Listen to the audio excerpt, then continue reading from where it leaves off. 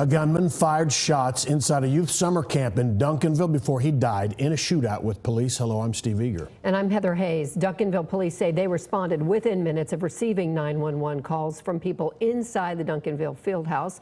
Police say the shooter was still inside, along with at least 150 summer camp students. Police credit the staff and the children with taking emergency steps to protect themselves. No one other than the shooter was injured. Now, police just finished briefing the media. Fox 4's Alex Boyer was there, and he joins us now live from Duncanville with the very latest. Alex. Hi, guys. And at this point, police are still not releasing the identity of the gunman, citing the ongoing investigation. We do know that the gunman was armed with a handgun when he entered the Duncanville Fieldhouse through the main entrance. We also know, according to the assistant police chief, that responding officers followed their active shooter training, preventing anyone else, they say, from getting hurt. Now, there were approximately 150 kids inside of the facility attending a summer camp at the time of that shooting.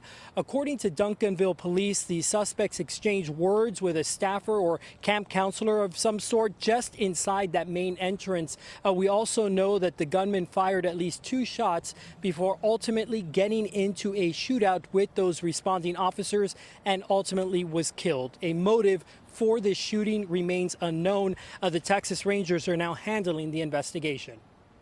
The suspect entered through the main lobby doors with a handgun. It appears that a staff member and he exchanged, whether it's discussions, a talk, but that was the initial gunfire, the initial shot that the people inside the location heard. Upon hearing that gunshot, they did what they were trained to do, the counselors. They moved the kids to a safe area and began locking the doors. The suspect went to a classroom, was unable to get inside, and did fire 1 round inside the classroom where there were children inside. Fortunately, no one was injured. After doing that, the suspect moved into the gymnasium where other kids were in, but again, no shots were fired there. Officers arrived on scene, observed him in the gymnasium, confronted him. Suspect and the officers then exchanged fire to where he was put down on the ground.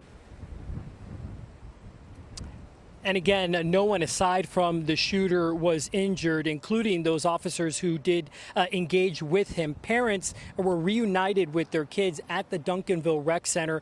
The assistant police chief says that there are cameras inside of the building which may have captured that shooting. Now, grief counselors are being made available for students or staffers who may want to talk about this situation. Of course, very traumatic for them nonetheless. Now, since the field house is still considered a crime scene and summer camp is ongoing for weeks to come, I'm told by the city manager that city staff is going to be contacting parents throughout the day to let them know about other summer camp options that may be available to their kiddos should they decide to come back. Also, another thing I wanted to point out was you heard the assistant police chief talk about the fact that 1 shot was fired into that locked classroom.